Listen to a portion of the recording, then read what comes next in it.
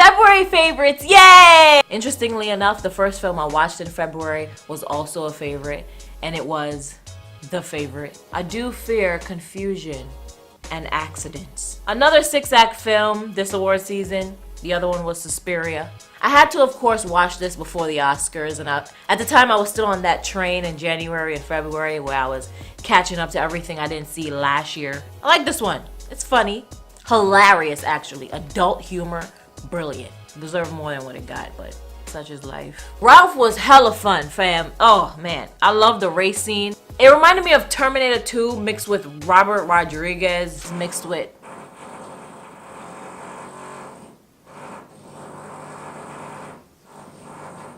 Killing me right now. You're killing me right now with this construction. You're killing me right now. Mixed with Fury Road, mixed with the Fast and the Furious, or Fast and Furious. So many titles.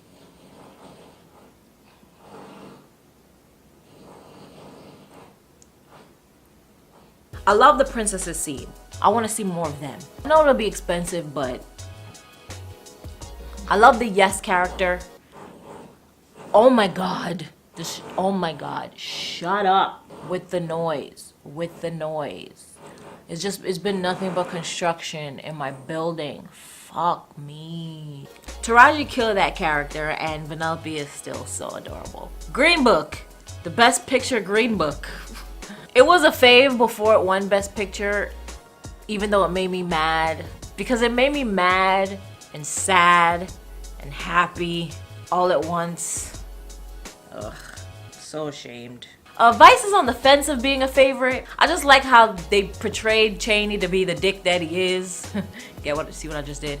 Chaney is a dick. His name is Dick Cheney. I shouldn't have to explain that to you.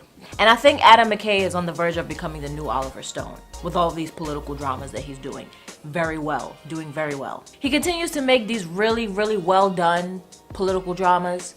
The Big Short and this. And I love the quote, "Beware the quiet man, for while others speak, he watches. While others act, he plans. And when they finally rest, he strikes." The Sisters Brothers. Yeah, Joaquin is fine as Chris Pine in this. And this film is so sad and so great. It made me want to read the book.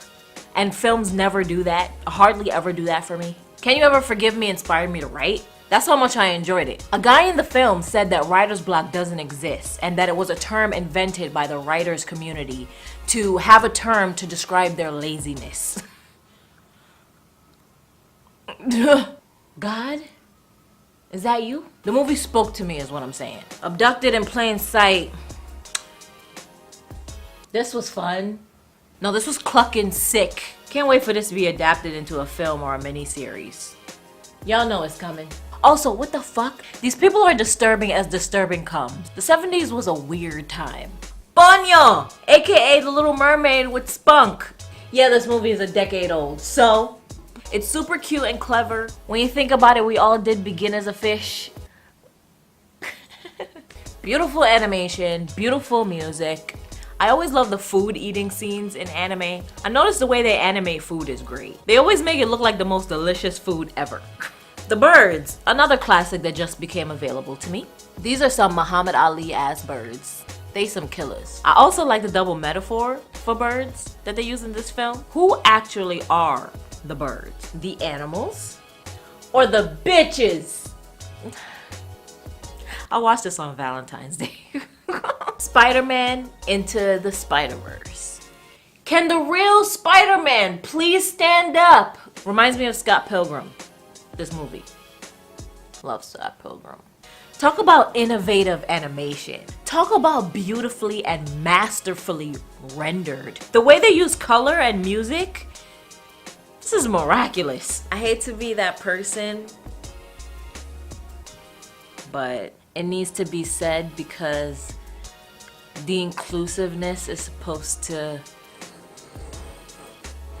be a big deal in this movie.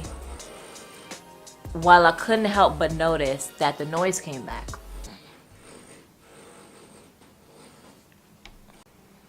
I'm gonna start over. The inclusiveness is supposed to be a big deal in this film, while I couldn't help but notice that this is yet another movie where the black woman is omitted yet again.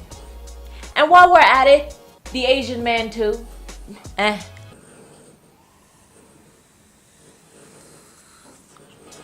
Maybe I can mask the noise by putting music in the video.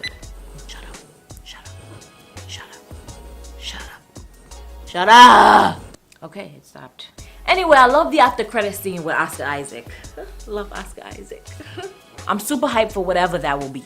The apartment, I like my classics. You gotta mix the old with the new. Wise. Oh my god.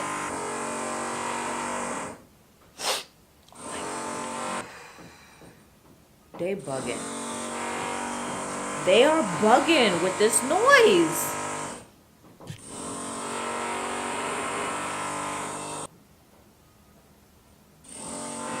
Are you fucking kidding me? Wise. That's what this movie is. Wise. People don't screenwrite like this anymore. There is nothing, literally nothing, not to like about The Apartment.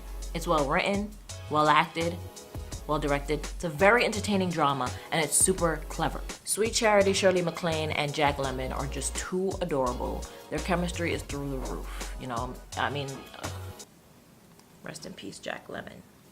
Amores Perros, aka Babel Volume 1. Con Perros.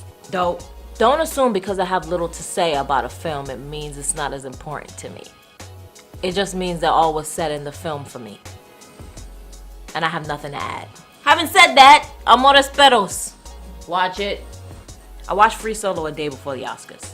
I love what Alex said about himself. If I die, I die. Reminded me of another movie. It doesn't matter because he was gonna die some other way, some other day, anyway. And when girls would say to him, "Oh, but I care about you," he'd say, "No, you don't." And that's true. If he dies, she'd just go and find somebody else. I wish everyone was like that. He called himself callous, and his MRI physician said that he isn't easily affected by shit that would normally shock others, and that his sensitivities are off. But I feel that it's the opposite. Perhaps it's the average humans who are just that, average, who are the ones who are off. While watching the first act, I was like, oh God, why? Another bored white person with no problems and nothing better to do, so why not be suicidal? And that may be true. Watching this documentary doesn't mean that I know Alex now, or know enough about him to know how he feels and or thinks wholeheartedly. However, if that isn't true, perhaps this is just his skill. What makes him any different than someone who becomes a dentist and cleans teeth all day? Or someone who becomes a filmmaker who shoots and edits all day? Read. We wouldn't call those people crazy, doing the same thing every day, almost compulsively. He climbs all day, he thinks about climbing, he writes about climbing. That's just his niche. Double meaning. Some of y'all didn't get that. That went right over your head. Watch the movie. Yes, it's dangerous, but is it really all that different from a construction worker who sits and walks atop skyscrapers all day? I don't think so. I think Alex is extraordinary and inspiring. He's also very lucky. He has found his calling and has completed the first step of wisdom, which is knowing exactly who you are and living as that person.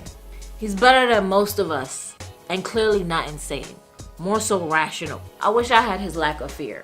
I do the same thing he does, but with film. Talk about it, write about it, obsess over it, everything but do it. Because of fear. All I'm saying is I love his brutal honesty. If we can all die at any moment, might as well make it count. To make it count. To make it count. Not the way Jack did it. He died saving this bitch who wouldn't even share a door with him. Anyway. Tangent police. Why waste away safely and unhappy? Is that even really living? Last note, his girlfriend was annoying as shit. The whole time she's like, why do you want to do this? And I'm watching her and I'm like, why are you with him then? You knew who he was, idiot. Either stand with him or leave him. God. Birds. 3 more. I'm getting hot. I'm getting so hot. Springer showing his ass. Showing his aisle. I need to sit back like this. Rear Window. Wives don't nag anymore. They discuss. The thing about Hitchcock films is that they are the most thrilling in the third act. The build-up in those first 2 acts is always so great. So when the third act come through, bah! You never see the shit coming. I also really like the dialogue here. Really good dialogue between, the man and the woman. Plus I can relate. I watch my neighbors through windows all the time. I'm kind of a creep. Rabbit Hole is a film whose play I read, so I wanted to see the movie to see how it played out. I'm killing it. I'm killing it. Do you see what I did? I read the play, so I wanted to watch the movie to see how it played out. I should be a rapper.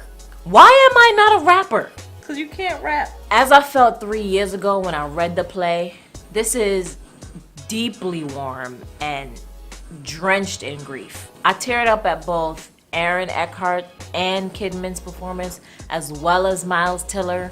This is a wonderful description of grief and how it differs per individual.